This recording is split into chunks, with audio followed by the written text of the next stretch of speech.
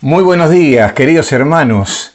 Tal como ha sido anunciado, hoy voy a estar compartiendo con ustedes la palabra del Señor.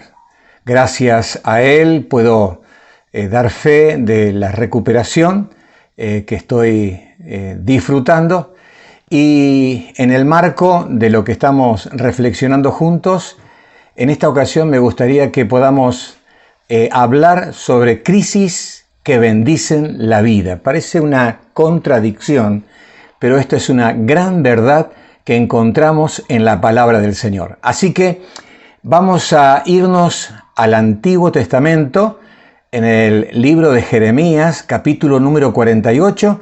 Vamos a leer los versos 11 y 12. Hace una semana atrás tuvimos un devocional sobre este tema. ¿Me acompaña con la lectura?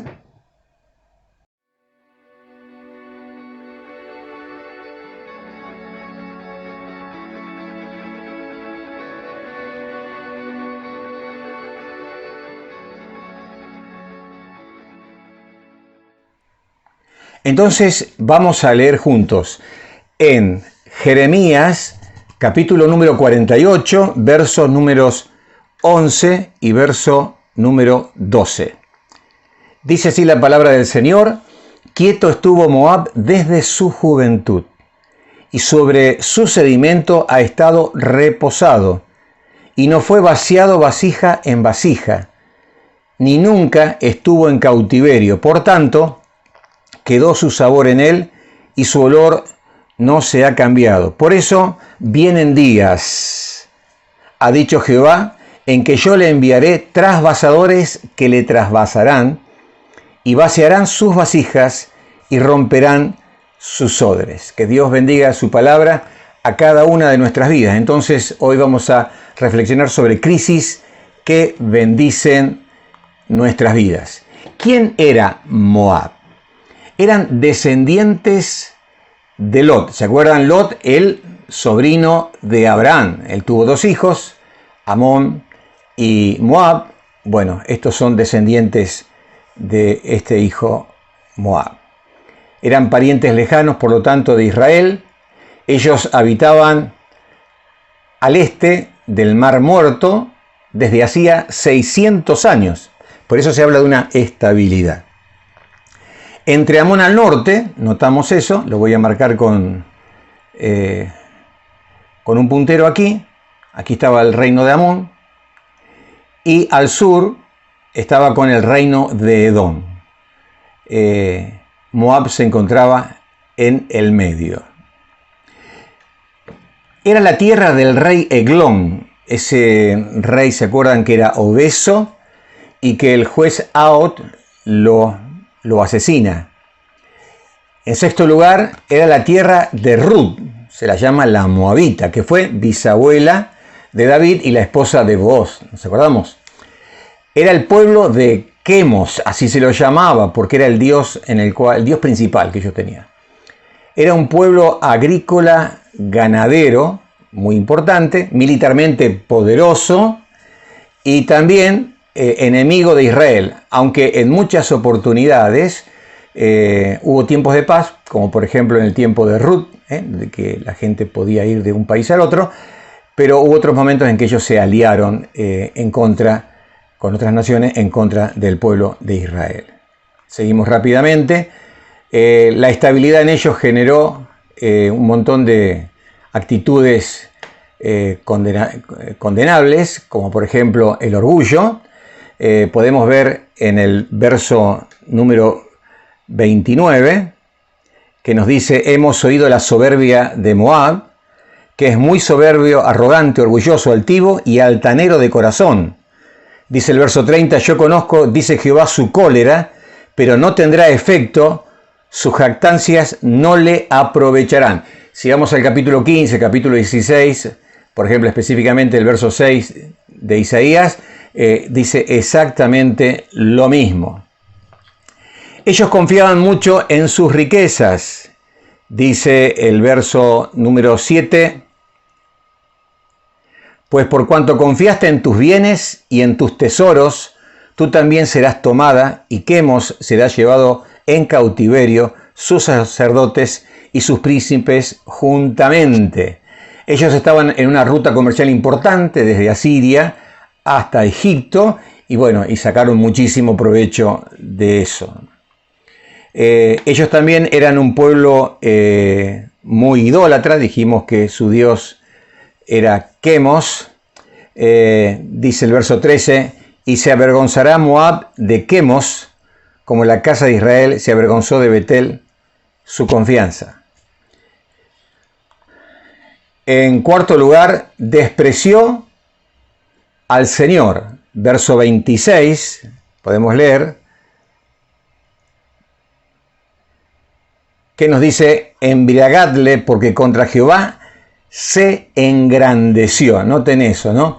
Y en quinto lugar, despreció al pueblo del Señor. Dice el verso número 27, ¿no te fue a ti Israel por motivo de escarnio, como si lo tomaran entre ladrones, porque cuando de él hablaste, tú te has burlado? Así que, fíjense, toda esta cuestión de sentirse seguro, estable, rico, poderoso, le hizo tomar distintas actitudes, especialmente contra el Señor y contra el pueblo del Señor. Yo quisiera que pensemos en que muchas veces en nuestra vida puede pasar de que uno se sienta como que está todo bajo control, digamos, hasta tal punto que nos podemos dar el permiso de hacer algunas cosas que tal vez en otro momento no haríamos porque nos sentimos bien, nos sentimos realmente seguros. Tenemos un trabajo estable, es un ingreso, no tenemos deudas, estamos bien de salud. Y entonces decimos, bueno, pero esto que antes hacía, como por ejemplo congregarme, bueno, no es necesario que yo me congregue. Yo antes hacía el devocional, ahora no lo voy a hacer. Antes tenía más comunión con mis hermanos en la fe, ahora tal vez tengo otro tipo de amistades. Y es como que uno se da ciertos permisos para tener estas actitudes. Y esto realmente sería un grave error, ¿no? ¿Por qué? Porque nada es seguro en forma permanente. Las cosas pueden cambiar, como sí cambiaron para el pueblo de Israel en muchas ocasiones. Vamos a seguir entonces. ¿A qué se lo compara? A Moab se lo compara al vino. La vida placentera de Moab se compara al vino no trasvasado. Fíjense, en la figura tenemos allí una vasija donde había vino y en la parte inferior se establece todo el sedimento del vino, que serían como una especie de, digamos, las impurezas. Y al no trasvasarse, ese vino se va sentando y le va quitando calidad al vino. Hay como una especie de deterioro en la calidad del vino. Y eso fue en cierta forma lo que le pasó. La vida placentera, aquietada, estable, hizo que esta nación se llenara de soberbia. ¿Qué beneficios traen trasvasar el vino? Notamos esto, el vino que se echa en una vasija, al paso de un tiempo va a depositar muchos sedimentos en la base. Ahora, si eso se pasa a otra vasija, va a haber menos sedimento, porque una parte de los sedimentos quedaron en la otra vasija. Y si a su vez se vuelve a pasar ese vino en otro, lo que va a suceder es que vamos a tener un vino de mejor calidad, con pocos sedimentos y que será un disfrute para el paladar. Así que es beneficioso en la confección de un buen vino que haya un trasvasamiento. Y cuando hablamos del trasvasamiento y cómo Moab no vivió los trasvasamientos y el juicio de Dios y la profecía de Dios para él fue que iba a ser trasvasado, es decir, que iba a cambiar su realidad. Es decir, que lo que ellos estaban viviendo iba a dejar de ser así y que iban a vivir una experiencia diferente, una realidad diferente. Que a veces sucede eso en nuestra vida. Nosotros medio que nos acostumbramos a que todo esté en su lugar, está todo controlado. Y parece como que todo vino a darse vuelta. Es como la llegada de la pandemia hace 1 año y medio atrás. Cambió absolutamente todo, ¿no? Es otra realidad. Y si vamos a ver algunos ejemplos que tenemos en la palabra del Señor, por ejemplo, Israel tuvo su ingreso en Egipto con Jacob y sus hijos y sus descendientes, eran 70 personas, y estuvieron allí más de 400 años. Y en ese tiempo estuvieron en cierta forma contaminados por las creencias, la cultura egipcia, pero el Señor, después de esos 430 años que estuvieron allí, viene a trasvasarlos y les dice: bueno, ustedes van a salir de esta vasija llamada Egipto y ahora los voy a colocar en el desierto. ¿Qué cambio tan importante fue esto? Ellos saliendo de Egipto, era un pueblo rebelde, realmente incrédulo, rebelde, especialmente la generación de los que tenían de 20 años para arriba. Ahora, esa gente muere en el desierto, ¿no? El desierto fue un tiempo de prueba para ellos, difícil, donde tenían que vivir por fe, donde estaban siendo alimentados por el pan del cielo, que era el maná, por agua de la roca que Dios les daba. Tuvieron que confiar que su ropa iba a soportar todo el trajín del peregrinaje, del éxodo, y en esa experiencia ellos vieron la necesidad de someterse a la voluntad de Dios y a las leyes de Dios, porque las leyes de Dios también les fueron dadas para que ellos las obedecieran. Ellos recibieron para practicar los 10 mandamientos y otras leyes más. Así que encontramos a un pueblo mucho más obediente en esta experiencia del desierto. Del año 0, podemos decir así, que entra al desierto hasta que salen, notamos que ya los descendientes de la nación estaban dispuestos a obedecer a Josué en su liderazgo. Y por eso llegamos a otro trasvasamiento. Ya ahora el maná cesa, el agua milagrosa de provisión cesa, y ahora tienen que ir a pelear. Hay una guerra, tienen que ir a conquistar en este momento la tierra prometida, tierra que le había prometido 600 años atrás Dios a Abraham: te daré esta tierra a ti y a tu descendencia.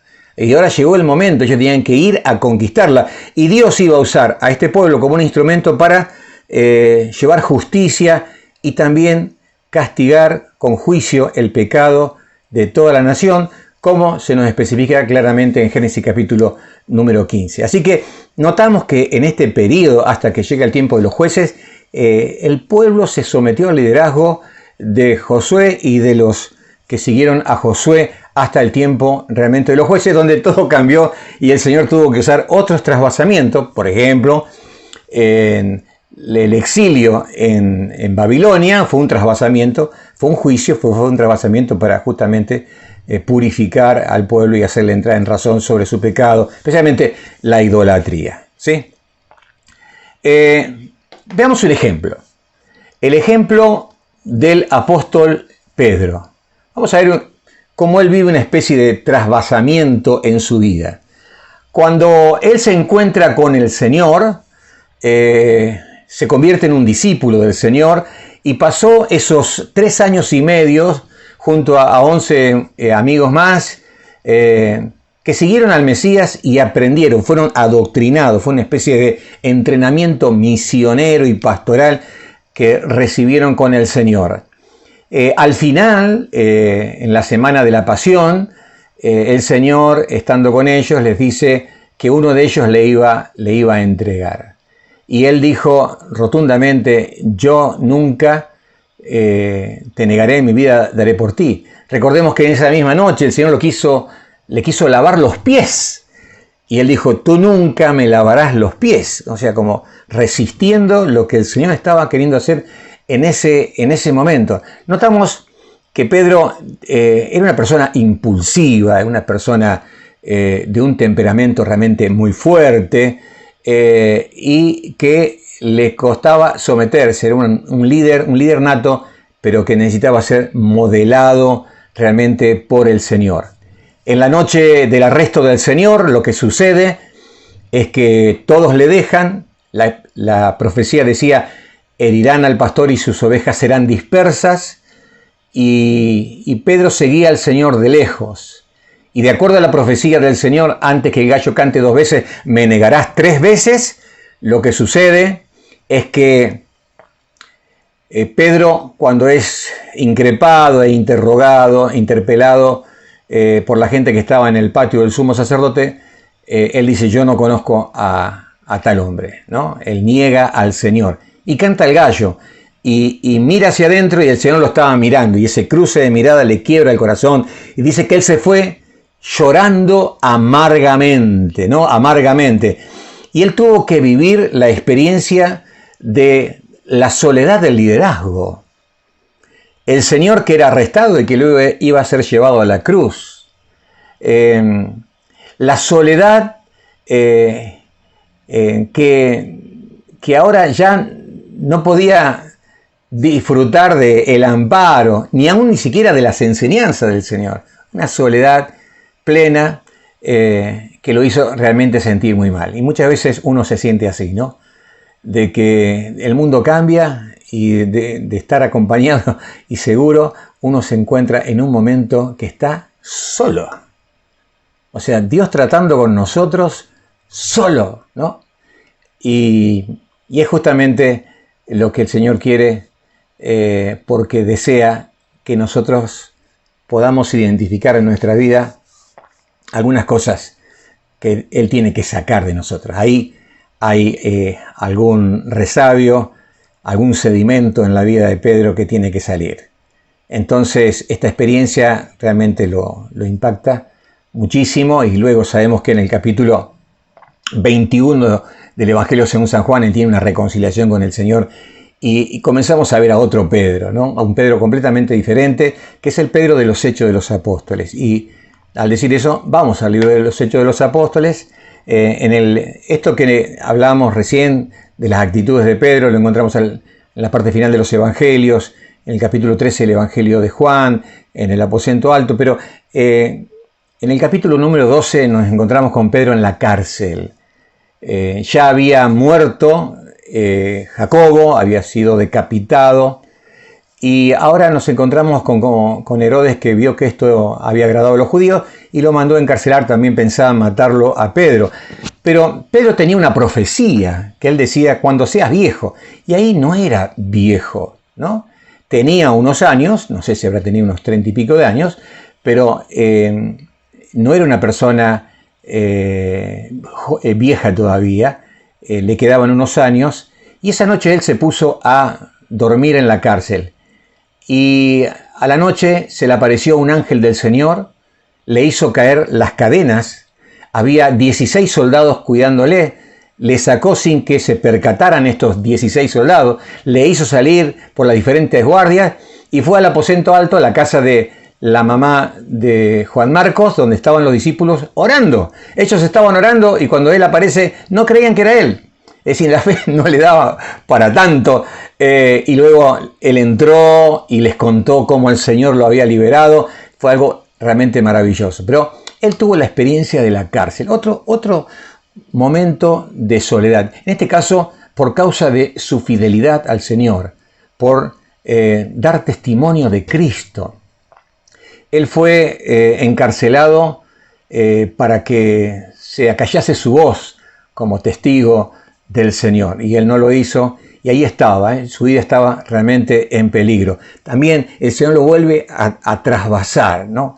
Y le va a mostrar cómo tiene cuidado de él y cómo se va a cumplir la palabra de él, que le había dicho que iba a llegar hasta ser una persona de edad. Y así llegamos a otra etapa de su vida, que es la etapa final. No la tenemos registrada en el libro de los Hechos de los Apóstoles, pero nos dice la tradición, la historia, los libros de historias, que él murió en Roma ya por el año 64-67 de nuestra era, y él no se sintió digno de morir como el Señor crucificado, que quiso hacerlo crucificado cabeza abajo. Y así Pedro entregó su vida. Nosotros notamos que en una etapa de su vida, la etapa primaria, había un estado de rebeldía y miedo, como notamos en la diapositiva. Luego, en la etapa de la cárcel, una etapa de sumisión y valor que encontramos en él, que no la encontramos tal vez una década atrás. Y luego, en la parte final de su vida, nos encontramos con una sumisión plena, una consagración plena al Señor. Qué tremendo, ¿no? El Señor, a través de este trasvasamiento, fue purificando su vida de tal forma de que este Pedro, que era una piedra tosca, cuando fue llamado por el Señor, realmente vivió un proceso de transformación en su vida. Ahora, Dios trasvasa también nuestras vidas. Tal vez en este momento, vos, mi querido hermano, mi querido amigo, estás viviendo un cambio. Has pasado de una realidad a otra realidad.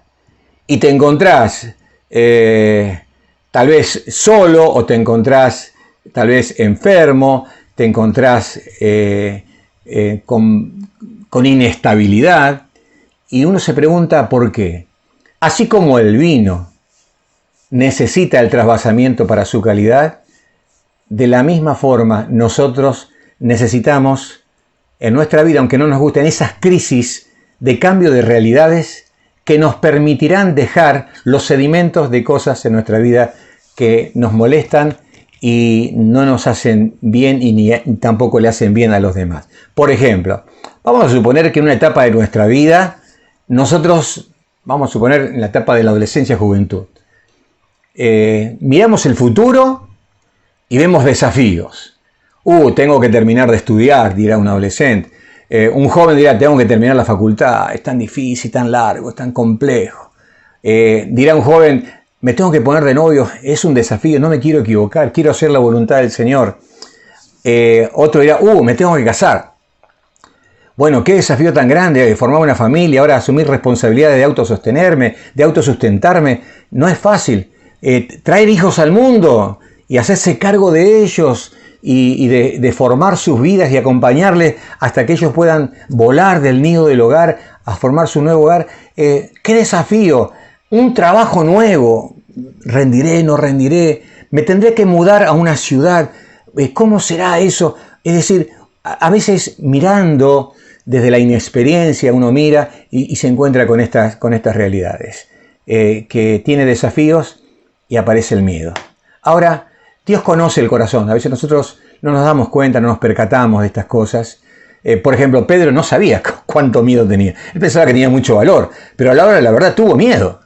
Tuvo miedo de que lo mataran, que lo encarcelaran. Por eso negó al Señor, ¿no? Y el que nos conoce realmente es el Señor. Él conoce lo que en nuestra vida es un sedimento que tiene que salir. Entonces Dios comienza a trabajar y las cosas comienzan a suceder en nuestra vida porque Dios se ha propuesto hacernos mejores hijos. Y aparece en otra etapa de nuestra vida tal vez escasez. No solamente escasez de dinero, puede haber escasez laboral, puede haber escasez de personas. Es decir, puede pasar de que en un momento me sentía rodeado de amigos, y ahora me encuentro la realidad de que estoy medio solo, o algún familiar en el cual yo me apoyaba ha partido de este mundo y hay una escasez de afecto real, cercano, tangible, palpable, visible, y eso me afecta. Ahora, en ese momento que uno vive esa experiencia, se da cuenta que en medio del sufrimiento, del desconcierto que sucede en nuestra vida, eso viene a nuestra vida para que aprendamos a confiar en Dios. Y vamos a notar que la experiencia que tuvimos en los desafíos que vivimos anteriormente, ahora esos desafíos nos prepararon para afrontar otro tipo de cosas. El Señor le dijo a Jeremías, te cansaste con los de a pie, ¿qué vas a hacer cuando tengas que correr con los de a caballo? Las experiencias pasadas son las que nos preparan justamente para vivir las experiencias del presente. Así que puede pasar en nuestra vida de que tal vez el Señor nos haga vivir momentos de escasez, para que aprendamos a confiar y también para que aprendamos a valorar, seguramente. Y a veces, como me ha pasado a mí, llega la enfermedad. Porque no solamente Dios quiere que haya menos miedo, sino que haya poco miedo. Hay un miedo que es normal y hasta saludable. No vamos a cruzar una calle despreocupadamente. Uno piensa, ¿no es cierto?, antes de hacerlo, y es un miedo que me salva la vida. Ahora, el miedo enfermizo que me paraliza es justamente ese es el miedo que tenemos que erradicar de nuestra vida. Y a veces llega la enfermedad, nos toca en la carne algo, y eso nos genera mucha inestabilidad, porque hay cosas que nos damos cuenta que no dependen de nosotros. Si nos falta dinero, decimos, trabajo más, pero si estoy enfermo, hay cosas que no las puedo solucionar con más trabajo, con más dinero, con más personas, sino depende de otras cosas que yo no estoy manejando. Y en medio de la enfermedad uno aprende a confiar en el Señor y la fe se agiganta, la fe crece, ¿no? Entonces el Señor se va tomando todo su tiempo en nuestra vida para que a través de distintas experiencias, estos son solamente ejemplos que estoy mencionando, pueden ser tantísimos otros, pero en la forma en que Dios nos va trasvasando, te va cambiando de una realidad que vos tenías y te hace de la noche a la mañana vivir otra realidad, En una realidad vos estabas sano, en la otra estás enfermo, en una tenés un trabajo, en la otra te quedás sin trabajo, pero todo eso es dirigido, permitido por el Señor porque realmente está queriendo hacer algo en tu vida. Y quisiera ir terminando para reflexionar en cómo sacarle provecho a las crisis. ¿Cómo sacarle provecho? Y vamos a ver 5 cosas rápidamente para sacarle provecho. En primer lugar, tengo que tomarme de la mano de Dios. Vamos a leer, como está indicado ahí, el Salmo 120, verso número 1, que dice: a Jehová clamé estando en angustia, y Él me libró, y Él me respondió. A Jehová clamé estando en angustia. Algo muy importante cuando llega a nosotros la crisis es que busquemos al Señor. Y busquemos solo al Señor. No al Señor y a otras cosas. Por ejemplo, bueno, voy a buscar a Dios y voy a buscar la ayuda, qué sé yo, de un chamán, de un curandero, no sé, de una persona que tiene poderes, por ejemplo. No, es solo a Dios, al Señor. Solamente a Él. Y solamente le oramos a Él, porque después no sabríamos quién fue el que contestó, ¿no es cierto?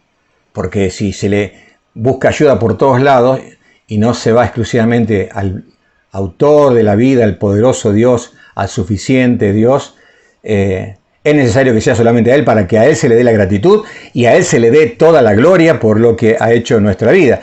Así que es muy importante que te tomes de la mano del Señor.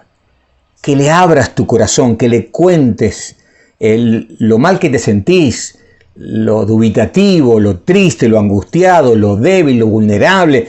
Es muy importante esto, que te acerques al Señor a leer su palabra, a leer las promesas que tenés en su palabra, en el libro de los Salmos. Es muy importante en medio de una crisis buscar de rodillas en la habitación, cerrada la puerta, clamando, postrado en tierra, en el piso, pidiendo al Señor su auxilio. A Jehová, al Señor, clamé estando en angustia, y Él me respondió. En segundo lugar, confesando los pecados. El Salmo 32, que hace referencia a un momento especial de la vida de David, cuando reconoció su pecado, en el verso número 5 dice: mi pecado te declaré y no encubrí mi iniquidad. Dije, confesaré mis transgresiones a Jehová, y tú me perdonaste la maldad de mi pecado. Fíjense qué importante que es en medio de la situación que nosotros estamos viviendo, reconocer nuestros pecados. Esa mirada interna, esa mirada hacia adentro, hacia el corazón, porque en ese estado de vulnerabilidad no nos sentimos como los moabitas soberbios, diciendo yo no tengo ningún error, yo estoy bien, no necesito de nadie, tengo control, tengo poder, me valgo por mí mismo, sino que en ese estado de debilidad uno mira y reconoce que hay cosas que están mal en la vida. Como David reconoció que cometió un pecado, grave cometió. Y entonces él dice, mi pecado te declaré y no encubrí mi iniquidad. Confesó el pecado al Señor y el Señor dice que perdona la maldad de nuestro pecado. ¡Qué maravilloso! Así que eso es algo que hay que hacer. En tercer lugar, adoptando nuevos hábitos. Es decir, si hay cosas que se hicieron mal, ahora hay cosas que hay que hacerlas bien. Entonces uno deja algo y necesita reemplazarlo por otras cosas que son buenas. Vamos a leer en Efesios capítulo 4, verso número 28. Dice, el que hurtaba, no hurte más. Es decir, es lo que deja, ¿no? El pecado. Sino trabaje haciendo con sus manos lo que es bueno para que tenga que compartir con el que padece necesidad. Es decir, crea nuevos hábitos.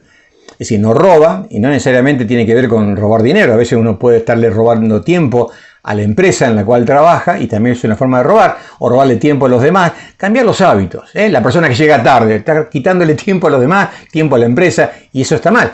Entonces, cambiar hábitos significa llegar a tiempo, llegar antes. A veces hay un montón de pecados que son tan pequeñitos que parece que uno no les da valor, pero es necesario cambiar hábitos. Entonces, reconocemos el pecado y nos damos cuenta que necesitamos cambiar hábitos. En cuarto lugar, asumir un compromiso. Necesitamos asumir un compromiso. Es decir, esto tiene que ver con perseverar en las decisiones y en los hábitos que hemos decidido incorporar a nuestra vida. No porque ahora estoy mal, le digo, Señor, yo ahora voy a serte fiel, voy a obedecerte, voy a perseverar, voy a comprometerme. Cuando estoy bien, listo, ya está, me olvidé, ahora estoy bien. No, eso sería un pecado gravísimo. Nosotros necesitamos prevalecer, necesitamos perseverar, sostener en el tiempo las decisiones que nosotros hemos tomado. Y en quinto lugar, buscar apoyo. Esto es algo muy importante. Fíjense lo que nos dice 2 Corintios, capítulo 1, verso número 10. Pablo está contando una experiencia dura que él tuvo al borde de la muerte. Dice, el cual nos libró y nos libra, y en quien esperamos que aún nos librará de tan grande muerte. Fíjense el estado de la situación en la cual se encontraba. Cooperando también vosotros a favor nuestro, ¿con qué? Con la oración, para que por muchas personas sean dadas gracias a favor nuestro por el don concedido a nosotros por medio de muchos. Es decir, Dios es glorificado, porque ya no está orando aquella persona que es la víctima de la situación, sino un grupo de personas que le rodean.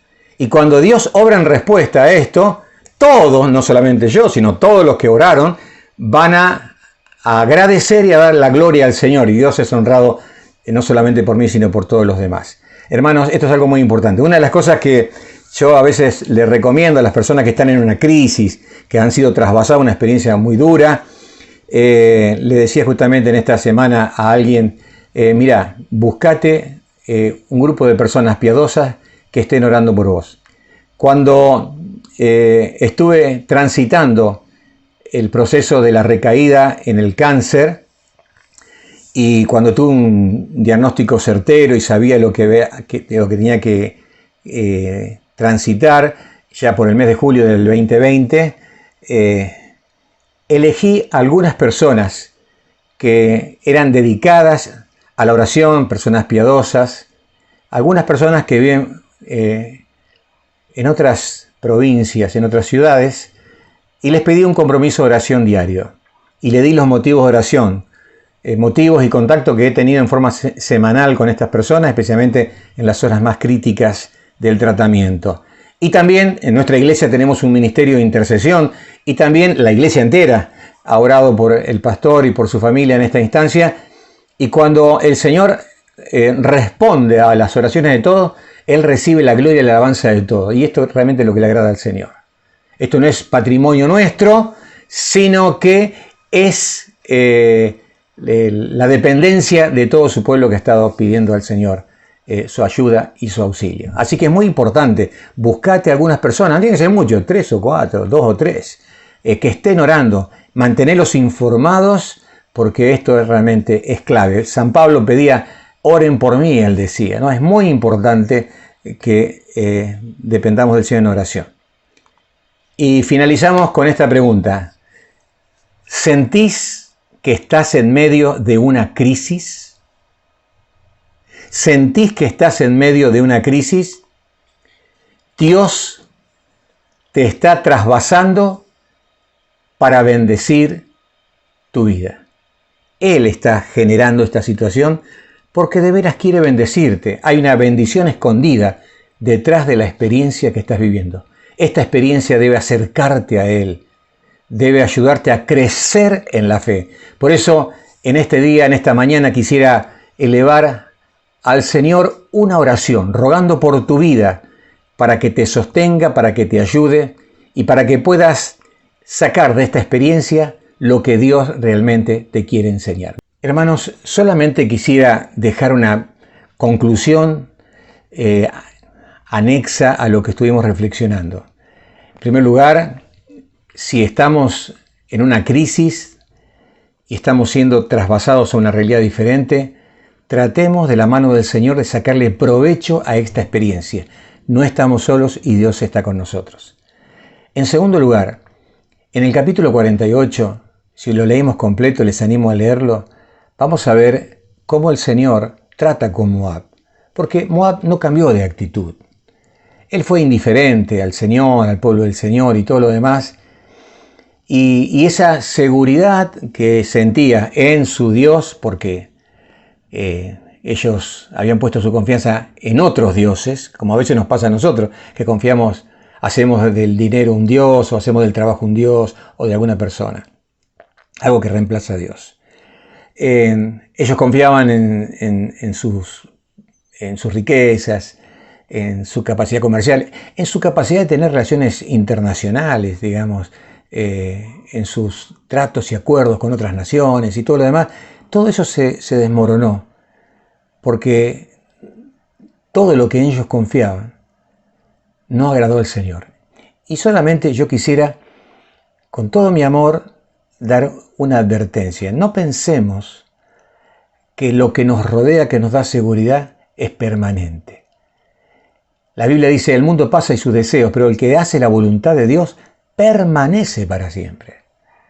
Y hacer la voluntad del Señor y agradarle a Él es lo más seguro para nosotros. Mis queridos hermanos, volvamos a la fuente, volvamos al Señor, al pueblo del Señor. Esa es para nosotros la gran estabilidad. Como dice en los Salmos, que aquellos que confían en el Señor será como el monte de Sión que permanece para siempre. Él nos da la estabilidad que necesitamos. Y es muy importante esto. Lo demás pasa. Lo demás es transitorio.